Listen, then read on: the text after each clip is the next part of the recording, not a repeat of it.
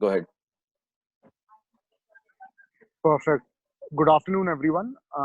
तो आज हमारा टॉपिक है लैब वैल्यूज। ठीक है, और उसका क्या महत्व होता है क्लिनिकली जब हम हॉस्पिटल में होते हैं। ये एक्चुअली में टॉपिक काफी बड़ा है। ठीक है, क्योंकि आप लोगों ने तो सभी ने देखा होगा कि भाई हम लोग कितने लैब टेस्ट करवाते हैं। तो मेरे को लगा कि इसको हम एक बारी में नहीं कर पाएंगे, तो मैंने इसको दो भागों में डिवाइड किया कि आज हम जो बहुत बेसिक लैब टेस्ट हैं जो हम ऑलमोस्ट हर मरीज में कर रहे होते हैं, या कम से कम 70% हमारे मरीजों में ये टेस्ट किया जा रहा है। तो मैंने कहा कि आज वो मैं डिस्कस कर लूंगा और अगली बार मैं बाकी के कुछ और लैब वैल्यूज डिस्कस कर लूंगा। तो शुरू करते हैं। Next slide please. तो आप अगर इस स्लाइड में देखेंगे, मैंने जानबूझकर इस स्लाइड में बहुत सी चीजें लिखी हैं। जो आप लेफ्ट साइड और राइट साइड पर देखेंगे, बहुत से जो है ये टेस्ट हैं, और ये ऐसे टेस्ट हैं जो मैंने जानबूझ के ये इसलिए डाले क्योंकि ये हम डिस्कस ही नहीं करेंगे। तो आप देख सकते हैं कि भाई ये जो जितने भी जो ये जांच है, ये बहुत ज्यादा जरूरी हो जाते हैं, और इनको हमारे को ध्यान इसलिए रखना होता है कि भाई कभी ना कभी हमारे करियर में इनकी आवश्यकता हो सकती है। तो इतने ज्यादा क्यों होते हैं ये टेस्ट? ठीक है, सबसे जरूरी ये होता है कि उस दिन जब हम बात कर रहे थे फिजिकल एग्जामिनेशन को लेकर, हमने ये भी देखा था कि भाई कभी भी अकेले फिजिकल एग्जामिनेशन बहुत चीजें हमारे को नहीं बता पाएगा। हमारे को उसके साथ और जांचों की भी जरूरत है। उनमें से एक जांच होती है ब्लड टेस्ट या यूरिन टेस्ट या सलाइवा टेस्ट। ठीक है, तो ये हमेशा बाकी जो हमारे बाकी एग्जामिनेशन होते हैं, चाहे वो कोई इमेजिंग हो, उसको असिस्ट करने के लिए होते हैं। दूसरी चीज कि कुछ ऐसे जांच होते हैं खून के जो हमारे को डायरेक्टली डायग्नोसिस पर पहुंचने में मदद करते हैं। कुछ ऐसे जांच होते हैं जो हमारे को पहले स्क्रीनिंग करने में मदद करते हैं। मतलब कि भाई हम इस जांच से एक हद तक का आइडिया ले सकते हैं कि भाई हाँ शायद ये बीमारी है या ये बीमारी नहीं है। उसको हम ऐसी जांच को बोलते हैं स्क्रीनिंग। ठीक है, उसके बाद होता है देखने के लिए कि भाई कोई ऐसा बीमारी है जो आगे चल के और खराब हो सकती है, या आगे चल के और हमारी सहायता मतलब कि बेहतर हो जाएगी आगे चलकर। ठीक है, उसके साथ हमारे को ये देखने के लिए कि भाई और कुछ हमारे पास करने को है ही नहीं। बस एक खून की जांच ही ऐसी जांच है जो हमारे को कुछ आइडिया दे सकती है किसी बीमारी को लेकर। ठीक है, तो बहुत कारण होते हैं, लेकिन इसमें से मैंने बस 4 या 5 कारण दिए हैं कि हम क्यों इतने सारे ये जांच करते हैं, और क्यों इस चीज का हमारी मेडिकल प्रैक्टिस में इतना महत्व है। ठीक है, नेक्स्ट स्लाइड प्लीज। ठीक है, तो आज हमने सोचा कि जैसे मैंने कहा कुछ बेसिक टेस्ट ऐसे होते हैं जो हम बहुत से मरीजों में करते हैं, जैसे भाई complete blood profile, complete liver profile, renal function test, sugar के हम इतने टेस्ट करते हैं। ठीक है, थायराइड के टेस्ट करते हैं, वायरल मार्कर्स करते हैं, डीटीसीटी करते हैं हम लोग। ठीक है, तो हमने कहा कि एक एक को लेकर हम डिस्कस करेंगे, क्योंकि भाई ऑब्वियसली टाइम एक चीज होता है, और भाई ये इतनी हम डेप्थ में जा सकते हैं। मेरा इसमें एक ही मकसद है आपको बताने का कि भाई ये जांच है। ठीक है, इस जांच का क्लिनिकली क्या महत्व होता है, और इस जांच को हम कैसे किस रेंज में देखा जाता है कि भाई अगर भाई फॉर एग्जांपल सोडियम का आप एग्जांपल ले लीजिए। ठीक है, उसकी रेंज होती है 135 से 145। अगर 145 से ऊपर हो जाता है तो क्या उसका महत्व होता है, 135 से कम होता है तो उसका क्या महत्व होता है। तो हम बस यही बेसिक चीज है, बहुत से ब्लड टेस्ट के बारे में भी डिस्कस करेंगे, और फिर आगे चल के जो हम स्पेसिफिकली और टॉक्स देंगे उसमें हम इसके बारे में और ज्यादा बात कर सकते हैं। Next slide please. तो सबसे पहले हम आ जाते हैं, ठीक है, कंप्लीट ब्लड प्रोफाइल। इसमें हमने देखा है कि भाई हम बहुत सी मार्कर्स होते हैं हम जिसको चेक कर सकते हैं, एग्जामिन कर सकते हैं, लेकिन सबसे महत्वपूर्ण होता है हीमोग्लोबिन, प्लेटलेट्स और white blood cell count. So haemoglobin level जो होता है मर्दों में अलग होता है और फीमेल्स में थोड़ा सा अलग होता है। मेन में होता है यूजुअली 13 से 16 ग्राम पर डेसीलीटर, फीमेल्स में होता है 12 से 15 ग्राम्स पर डेसीलीटर। ठीक है, उसके बाद आपने देख लिया प्लेटलेट। जो प्लेटलेट होती हैं बहुत ज्यादा होती हैं। प्लेटलेट जो हम देखते हैं वो अंडर द माइक्रोस्कोप देखते हैं, और उसमें हम देखते हैं कितने प्लेटलेट्स एक माइक्रोस्कोपिक फील्ड में होंगी। तो ये नॉर्मल इसका होता है 1.5 लाख से 4.5 लाख के बीच में। ठीक है, और फिर सिमिलरली होता है हमारा व्हाइट ब्लड सेल काउंट। ठीक है, ये यूजुअली सेल्स होते हैं 6,000 से 13,000। ठीक है, और इसमें भी हमारे को पता है कि बहुत अलग अलग प्रकार के white blood cell counts white blood cells होते हैं। ठीक है, जैसे न्यूट्रोफिल्स होते हैं, ठीक है, आधे से ज्यादा बोला जाता है कि भाई व्हाइट ब्लड सेल्स न्यूट्रोफिल्स होते हैं, ठीक है, जबकि एक चौथाई होते हैं अप्रोक्सीमेटली लिम्फोसाइट्स, ठीक है, उसके बाद होते हैं 3 से 5% इओसिनोफिल्स, और फिर होते हैं मोनोसाइट्स, ठीक है। Next slide please. ठीक है, अब इसमें हम बात करते हैं कि इनका सिग्निफिकेंस क्या होता है, इन सारे जो नंबरों के बारे में हम बात कर रहे हैं। तो जैसे अगर हम सबसे पहले लिखते हैं हीमोग्लोबिन, अगर कभी भी हीमोग्लोबिन, ठीक है, मर्दों में या औरतों में, भाई कुछ लोग 10 बोलते हैं, कुछ 11 बोलते हैं, 11.5 बोलते हैं, अगर अप्रोक्सीमेटली 10 और 11 के नीचे गिरे या उतना हो, उसको हम अनीमिया बोलते हैं। उसका मतलब सिंपली ये है कि भाई हमारे खून में आयरन की कमी है और उसके चलते हुए हमारा जो है हीमोग्लोबिन का लेवल गिर गया है। उसी तरह जिस तरह हमने कहा कि भाई कुछ गिर भी सकता है, उसी तरह कुछ चीजें बढ़ भी सकती हैं। इसीलिए जब हीमोग्लोबिन बढ़ जाता है, जैसे 16 से ऊपर हो जाता है, हम उसको पॉलीसाइथीमिया बोलते हैं। ये जो होती है कभी कभी कंडीशन, जो लोग बहुत स्मोक करते हैं या जो लोग बहुत ऊंचाई पे रहते हैं, वहां पर उन लोगों का हीमोग्लोबिन नॉर्मल से ज्यादा होता है। क्यों? क्योंकि जब आप फॉर एग्जाम्पल ऊंचाई पे रहते हो, वहां पर आप ऑक्सीजन बहुत कम होता है, तो आपका बॉडी जो होता है ज्यादा से ज्यादा ऑक्सीजन पसींचने की कोशिश करता है। तो उसके लिए क्या करता है, बॉडी का एक रिएक्शनरी रिस्पॉन्स होता है कि वो अपना हीमोग्लोबिन बढ़ा देता है, क्योंकि हम लोग जानते हैं कि भाई हीमोग्लोबिन ऑक्सीजन को पूरे बॉडी में कैरी करता है, ठीक है। कभी कभी भाई जैसा अभी तो हमने नॉर्मल चीज की बात करी, अगर कभी कभी अब नॉर्मल रिएक्शन होता है, बहुत से कैंसर्स हो जाते हैं जब आपका जो है हीमोग्लोबिन बहुत ज्यादा बढ़ जाता है, ठीक है, उसको हम पॉलीसाइथीमिया वीरा बोलते हैं। उसी तरीके से हम जानते हैं कि व्हाइट ब्लड सेल्स जब ज्यादा बढ़ जाते हैं, जैसे अगर भाई आपके न्यूट्रोफिल ज्यादा बढ़ जाते हैं, तो उसको बेसिकली हम ल्यूकीमिया बोलते हैं, ठीक है। पर अब ये अक्यूट फेज होता है और क्रॉनिक फेज होता है, बाद में हम बात करेंगे। आपको बस इतना जानना है कि अगर भाई व्हाइट ब्लड सेल काउंट 15,000, 16,000, 18,000, 20,000, 30,000 हो, तो हाँ, पहले में आप सोच सकते हैं कि भाई इंफेक्शन होगा, मेनली बैक्टीरियल इंफेक्शन अगर न्यूट्रोफिल्स बढ़े हैं। लेकिन अगर भाई 25-30,000 है, तो कम से कम हमारे को कुछ बूढ़े लोगों में या कभी कभी कुछ यंग लोगों में कैंसर के बारे में, ठीक है, ल्यूकीमिया के बारे में सोचना पड़ता है। इसी तरीके से जैसे हमने देखा कि भाई लिम्फोमा में, ठीक है, हमारी बॉडी में लिम्फोसाइट्स होते हैं 20 से 25%। अब जब ये टोटल व्हाइट ब्लड सेल के काउंट के साथ बढ़ जाता है, जैसे भाई 45%, 50% से ऊपर हो जाता है, तो फिर उसका मतलब हमारे को लिम्फोमा के बारे में सोचना बहुत जरूरी हो जाता है, ठीक है। उसी तरीके से प्लेटलेट्स जब घट जाती हैं, तो उसको थ्रोम्बोसाइटोपिनिया बोलते हैं। जब प्लेटलेट्स बढ़ जाती हैं, तो उसको थ्रोम्बोसाइटोसिस बोलते हैं। इसका क्यों महत्व है इतना? क्योंकि भाई अगर प्लेटलेट्स घट जाती हैं, तो भाई ज्यादा ब्लीडिंग होने का रिस्क होता है, लेकिन वहीं पर अगर प्लेटलेट्स बढ़ जाती हैं, तो क्लॉट फॉर्मेशन होने का रिस्क हो जाता है। इसलिए हमारे को ध्यान रखना होता है कि भाई किसी को अगर डीवीटी हो, या भाई अगर किसी को कोई पल्मोनरी एम्बोलिज्म हो, तो हमारे को ये सब सोचना है। अब प्लेटलेट्स घटती और बढ़ती किसी भी कारण से, इन्फेक्शन, किसी प्रकार की इंफ्लेमेटरी रिएक्शन, ठीक है, इन दो कारणों से भी हो सकता है। Next slide please. ठीक है, उसके बाद हम आते हैं रीनल फंक्शन टेस्ट। तो बेसिकली ये तो हम बहुत से मरीजों में भेजते हैं। इसको मैं हमेशा ऐसा सोचता हूँ कि देखने के लिए कि भाई हमारा किडनी तो है कैसा, जो नाम में है रीनल, ठीक है, लेकिन सबसे जरूरी है कि भाई जो हमारी बॉडी में जितने भी सॉल्ट्स होते हैं, सोडियम क्लोराइड हो गया, ठीक है, पोटेशियम हो गया, ये सब, ठीक है, इनका क्या लेवल है, ठीक है। तो हमें देखना है, जरूरी होता है कि भाई जैसे सोडियम है, उसका जो होता है, जैसे मैं आपको पहले भी बता रहा था, 135 से 145 मिली इक्विवेलेंट पर लीटर होता है। पोटेशियम 3.5 से 5.5 के बीच में होता है। क्लोराइड होता है 95 से 106 के बीच में। क्रिएटिनिन होता है यूजुअली, जो किडनी का मार्कर होता है, 0.8 से या 0.6 से लेकर 1 के बीच में। यूरिया होता है 2.5 से 7 के बीच में, और यूरिक एसिड होता है 2.5 से लेकर 7 के बीच में। थोड़ा सा वेरिएशन होता है जब हम मर्दों में देखते हैं वर्सेस फीमेल्स में देखते हैं, ठीक है। अब आपने साइड पे ये डायग्राम देखा होगा, ये मैंने जानबूझ के यहाँ पर इसलिए लगाया है क्योंकि यहीं पर हम बात करते हैं महत्व की। इस पे हमारे को ध्यान, आगे हम इस पे और डिटेल में बाद में बात करेंगे, लेकिन इसको मैंने इसलिए रखा है क्योंकि पोटेशियम एक ऐसा केमिकल है हमारी बॉडी में, जो अगर कभी भी थोड़ा सा ऊपर या नीचे हो जाए, हमारे को बहुत दिक्कत दे सकता है।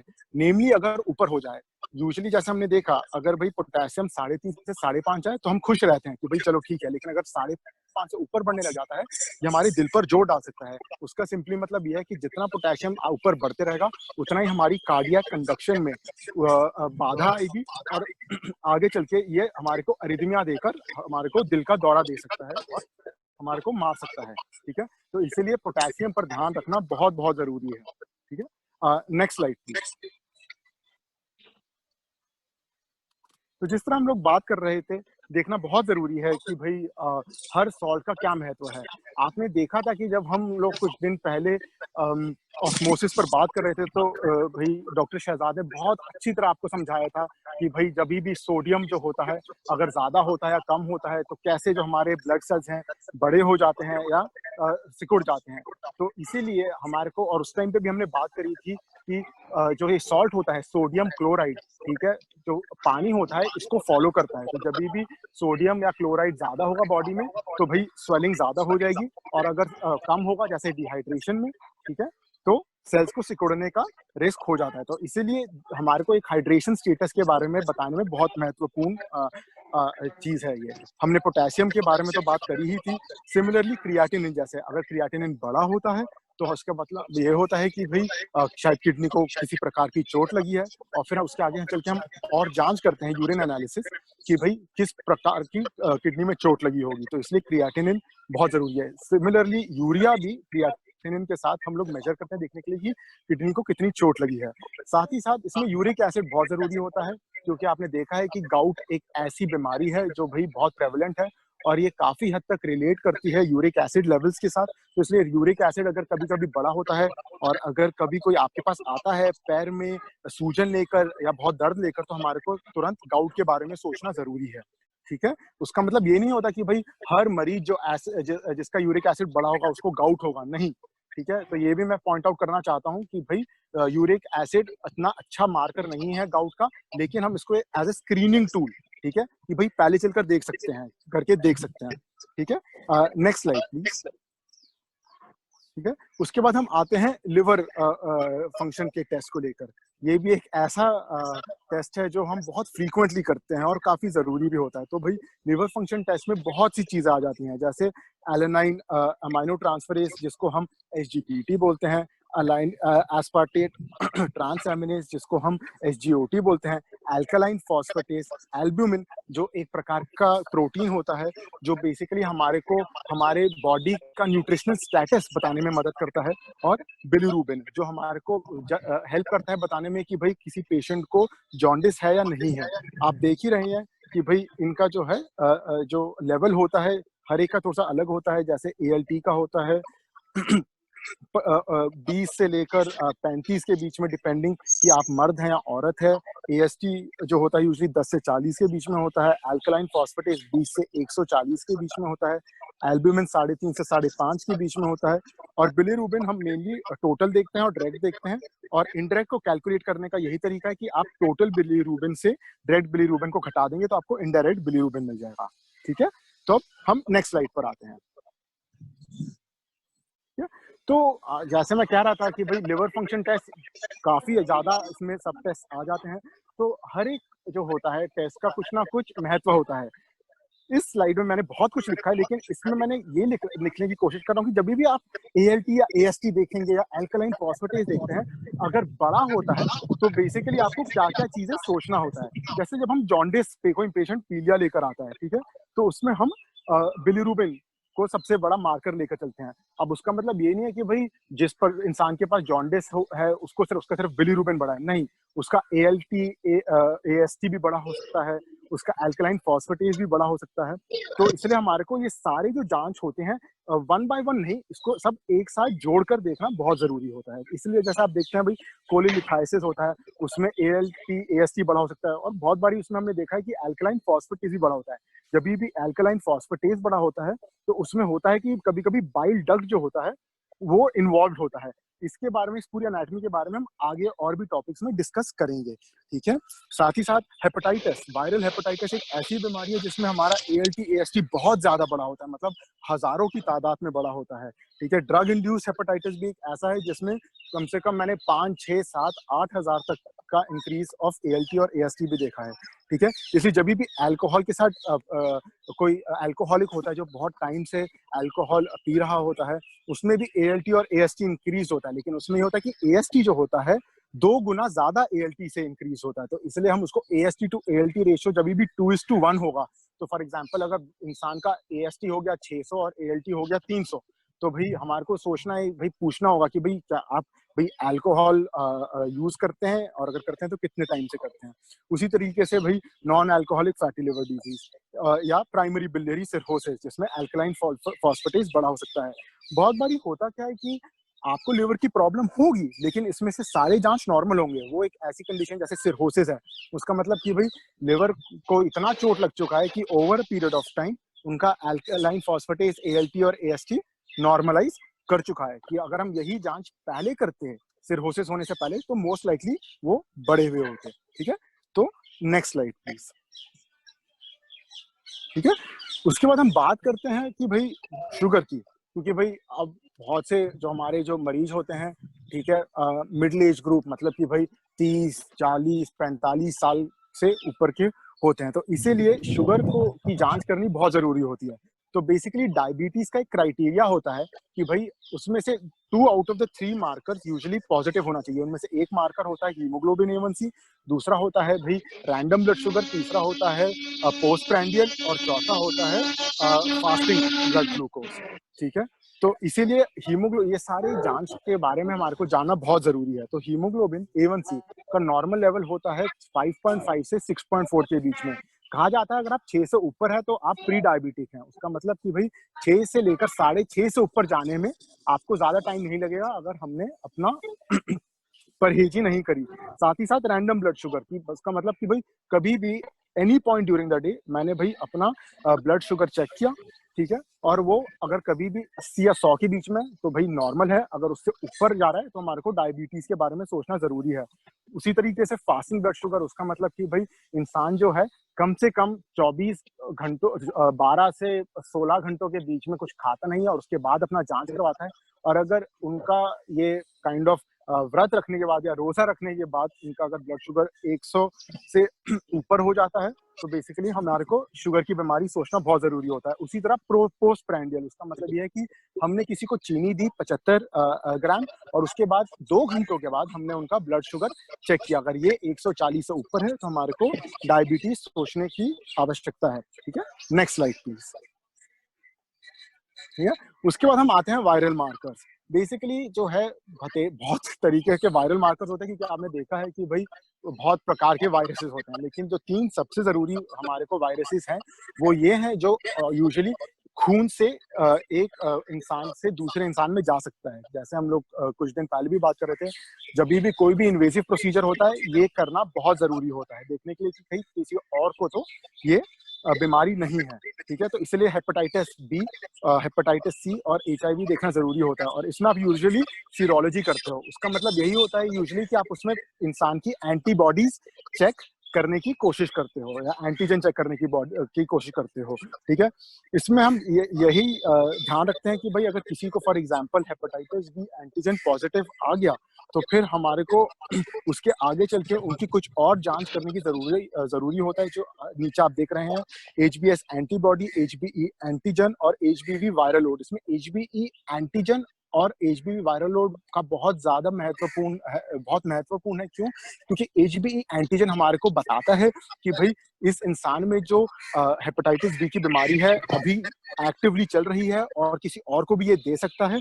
ठीक है, और दूसरी चीज वायरल लोड ये हमारे को बताता है कि भाई इंसान के बॉडी में कितना वायरस है। क्यों? क्योंकि वो हमारे को आगे चल के बताएगा कि उसको हमारे को ट्रीट करने की जरूरत है या नहीं है। क्योंकि आप लोग जानते हैं कि हम हर किसी हेपेटाइटिस बी पॉजिटिव पेशेंट को नहीं ट्रीट करते हैं। ठीक है, इसके बारे में जैसे मैंने कहा बाद में भी बात करेंगे।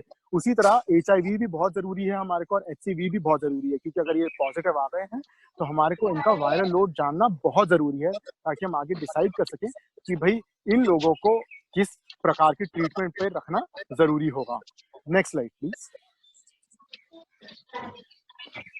ठीक है, इसके बाद हम आते हैं, बात करते हैं BT, CT और INR, जो हम बहुत कॉमनली यूज करते हैं, स्पेशली उन लोगों में जिन लोगों को लिवर की डिजीज होती है या जिन लोगों को ऑलरेडी किसी प्रकार की ड्रग पर होते हैं, मेडिसिन पर होते हैं, जो इनका इनमें से कोई मार्कर को इंक्रीज कर सकता है। तो INR उसका मतलब होता है इंटरनेशनल नॉर्मलाइज रेशो।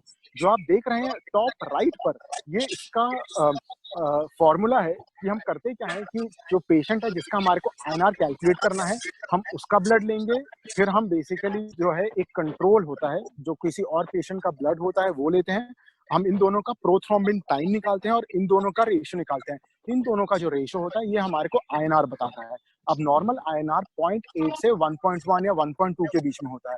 उसका मतलब बस ये है कि भाई अगर ये हमारा INR इसके बीच में है तो कोई एक्सेसिव ब्लीडिंग रिस्क नहीं है, लेकिन अगर INR बहुत ज्यादा बढ़ जाता है तो ब्लीडिंग रिस्क बढ़ जाता है। जैसे आप देख रहे हैं कि बॉटम राइट में जो मैंने ये जो फिगर है इसमें टारगेट INR 2 to 3 लिखा है। ये उन मरीजों का होता है जो लोग ऑलरेडी वारफरिन पर होते हैं, ठीक है। और हम देखते हैं कि भाई जिन लोगों का 2 से कम होता है ऐसे मरीजों का, उसका मतलब कि इनका हमारे को वारफरिन का डोज बढ़ाना पड़ता है। क्यों? क्योंकि इनका क्लॉटिंग होने का रिस्क होता है। लेकिन भाई जिन लोगों का 3 से ज्यादा होता है उसका मतलब उनका ब्लीडिंग का रिस्क ज्यादा बढ़ जाता है और हमारे को उनका वारफरिन घटाना होता है। उसी तरीके से ब्लीडिंग टाइम और क्लॉटिंग टाइम जो होता है हमारे को प्लेटलेट्स की एक्टिविटी के बारे में बताता है। जो INR था, मैं सॉरी फिर से वापस जाना चाहूंगा, तो हमारे को कुछ क्लॉटिंग फैक्टर्स होते हैं, ठीक है। हमारी बॉडी में बहुत से क्लॉटिंग फैक्टर्स होते हैं, 1 से लेकर 13 तक, ठीक है। और उसको में कभी भी अगर किसी भी क्लॉटिंग फैक्टर में कमी हो जाती है, कोई ऐसी म्यूटेशन होती है जिससे क्लॉटिंग फैक्टर बनता नहीं है, ठीक है, हमारे को ब्लीडिंग का रिस्क बढ़ जाता है। तो वो INR हमारे को क्लॉटिंग फैक्टर्स के बारे में बताता है। ब्लीडिंग टाइम और क्लॉटिंग टाइम, जैसे मैंने कहा, प्लेटलेट्स के बारे में हमारे को बताएगा। तो कुछ लोगों में होता है कि भाई बचपन से प्लेटलेट्स कम होती हैं, ठीक है, तो हम BT-CT को एज ए स्क्रीनिंग टेस्ट इस्तेमाल कर सकते हैं देखने के लिए कि भाई अच्छा इनकी प्लेटलेट्स ठीक से काम कर रही हैं नहीं कर रही हैं। एक बार अगर ये बड़ा होता है तब हम आगे चल के और जानकारी प्लेटलेट्स की क्यों कम है वो जान सकते हैं। तो ब्लीडिंग टाइम और क्लॉटिंग टाइम जो होता है, ठीक है, एक ड्यूक्स मेथड होता है, उससे पहचाना जाता है। बेसिकली हम करते क्या है कि एक पन्नी होती है, थिन सा पेपर जिसमें बहुत सारे होल्स होते हैं, वो हम लाते हैं और किसी इंसान के कान जो ईयरलोब होता है वहां से एक छोटा सा पिन प्रिक डालकर थोड़ा सा खून निकाल लेते हैं, ठीक है। उसके बाद हम करते क्या है कि उस पन्नी को रखते हैं वहां पर और वेट कर देखते हैं कि भाई कितना खून आ रहा है। अगर ये जो खून है कम से कम 2 से 8 मिनट के बीच में अगर क्लॉट कर जाता है, उसका मतलब नॉर्मल ब्लीडिंग टाइम और क्लॉटिंग टाइम है। लेकिन अगर उससे ज्यादा जा रहा है, 8 मिनट से ज्यादा बस ब्लीडिंग हो जा रही है, तो हमारे को सोचना जरूरी है कि कहीं कुछ प्लेटलेट्स में खराबी ना हो। या तो कम प्लेटलेट्स है या एडिक्वेट प्लेटलेट्स है, उसका मतलब कि भाई नॉर्मल अमाउंट है प्लेटलेट्स का, लेकिन उसका फंक्शन ठीक नहीं कर रही है, ठीक है। तो नेक्स्ट स्लाइड प्लीज। हाँ, तो अभी तक हमने जितने भी जांचों के बारे में बात किया, दे आर ऑल, वो सारी की सारी ब्लड टेस्ट थी। मैंने जानबूझ के ये यूरिन टेस्ट इसलिए डाला कि जैसे मैंने कहा कि भाई ये एक ऐसा टेस्ट है जो हमारे को बहुत इंफॉर्मेशन दे सकता है, बहुत चीप है, ठीक है, और हमारे को बहुत सी डिजीजेस को रूल इन या रूल आउट करने में बहुत मदद करेगा। तो जब भी यूरिन एनालिसिस करते हैं हम, तो यूरिन का कलर, बहुत लोग यूरिन का स्मेल भी देखते हैं, प्रोटीन अमाउंट कि भाई यूरिन में कितना है, ठीक है, रेड ब्लड सेल्स, ठीक है, व्हाइट ब्लड सेल्स जो ग्लूकोसाइड जिसको हम बोलते हैं, और ब्लड ग्लूकोज देखना बहुत जरूरी होता है, ठीक है। तो बेसिकली हमारे को ध्यान ये रखना है कि जब भी हमारे यूरिन में, ठीक है, प्रोटीन 20 मिलीग्राम पर डेसीलीटर से ज्यादा होता है तो अब नॉर्मल है, थोड़ा बहुत प्रोटीन मिलेगा, ठीक है, यूजुअली 20 से ज्यादा नहीं होना चाहिए, ठीक है। यूजुअली हमारे जो कुछ टेस्ट होते हैं ये थोड़े से नॉन स्पेसिफिक होते हैं, ये +1 +2 +3 करके प्रोटीन देता है। +1 प्रोटीन मतलब माइल्ड होता है, मतलब जो मैंने 0 to 20 लिखा है, मतलब 20 से 35 40 के बीच में, 40 to 60 के बीच में +2, और अगर 60 से ऊपर की तरफ हम जा रहे हैं या 80 से ऊपर हम जा रहे हैं तो वो +3 होता है। उसका मतलब बहुत ज्यादा प्रोटीन है और हमारी किडनी को चोट लगी है, ठीक है। सिमिलरली अगर हम रेड ब्लड सेल्स अपने यूरिन में देख रहे होते हैं तो बेसिकली उसका मतलब ये होता है कि भाई किसी प्रकार की इंजरी हुई है किडनी को या किडनी के रास्ते को, ठीक है, और इसीलिए उसमें खून आ रहा है, ठीक है। व्हाइट ब्लड सेल अगर किसी प्रकार की इंफेक्शन हुई है उस तरीके से। Red blood cell count basically ये होता है कि जब रेड ब्लड सेल्स जो होते हैं किडनी के द्वारा जो होता है फिल्टर होते हैं और टूट जाते हैं, उसका जो ऊपर का भाग होता है जिसको हम कास्ट बोलते हैं, वो पेशाब के द्वारा निकलते हुए आ रहा होता है, तो इसीलिए हम जब वैसा होता है तो उसमें भी हमारे को सोचना होता है कि किडनी के अंदरूनी में, ठीक है, कुछ इंजरी हुई है, उसको हम अक्यूट ट्यूबुलर नेक्रोसिस बोल सकते हैं उसको, ठीक है। और सिमिलरली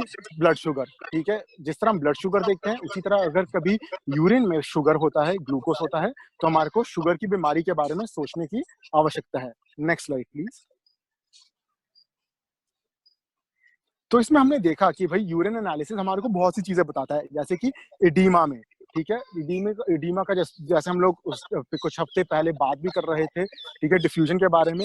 जब भी प्रोटीन हमारे जो है बॉडी में कम हो जाता है तो एडीमा, उसका मतलब पैरों में सूजन होने का रिस्क बढ़ जाता है। उसी तरीके से अगर बहुत प्रोटीन होता है तो उसको हम एक सिंड्रोम ऑफ डिजीजेस, ठीक है, उसको हम नाम देते हैं, उसका मतलब होता है नेफ्रोटिक सिंड्रोम। हम इसके बारे में बाद में बात करेंगे, लेकिन हमारे को इसमें यही समझना है कि अगर भाई 1 पॉइंट से ज्यादा हमारे यूरिन में प्रोटीन आ रहा है तो हम उसको नेफ्रोटिक सिंड्रोम के बारे में का नाम देते हैं। उसके बाद हमने बात करी थी भाई यूरिनरी ट्रैक्ट इन्फेक्शन, जब भी अगर हमारे पेशाब में बहुत से वाइट ब्लड सेल्स दिखेंगे तो हमारे को इन्फेक्शन के बारे में सोचना है।